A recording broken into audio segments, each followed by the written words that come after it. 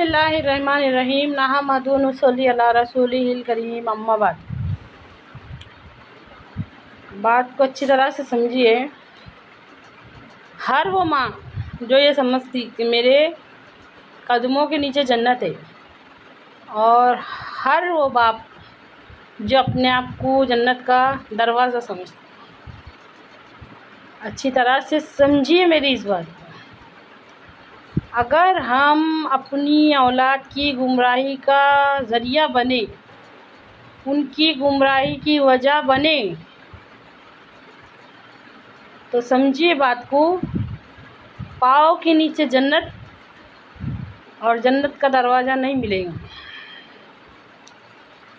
अगर हम अपनी औलाद की गुमराही का ज़रिया बने या गुमराही की वजह बने, सोच के देखो, जब बच्चा समझने की उम्र में होता, वो समझना शुरू करता, उस वक्त से अगर हमने हमारे नबी सल्लल्लाहु अलैहि वसल्लम की उस तालीम को, हमारे नबी सल्लल्लाहु अलैहि वसल्लम का इरशाद है कि तुम में से कोई शख्स कामिल मोमिन हो ही नहीं सकता जब तक कि उसकी ख्वाहिशात नफ्स उस दीन के ताबे ना हो जाए जिसको लेकर मैं आया हूँ।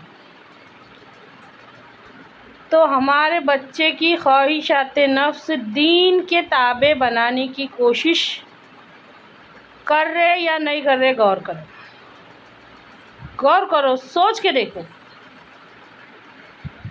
ना उसको राहिब का पता है, ना उसको दुश्मन का पता है, ना उसको दोस्त का पता है, ना उसको दीन के मतलब का पता है। अच्छी तरह से समझिए इस बात को।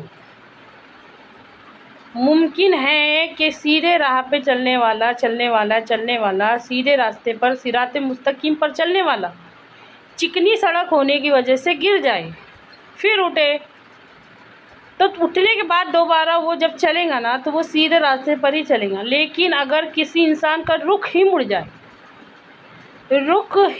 जाए, उसका मकसद, उसकी मंजिल, उसका फोकस सिर्फ़ और सिर्फ दुनिया है, सिर्फ दुनिया। आखिरत का कोई तसव्वुर ज़हन में है ही नहीं, आखिरत का कोई यकीन ज़हन में है ही नहीं, आखिरत की कोई तस्वीर ज़हन में है ही नहीं। मरने के बाद क्या होगा ये है ही नहीं। बस वो दुनिया कमाने में लगा। उसकी 13 साल की, 14 साल की, 15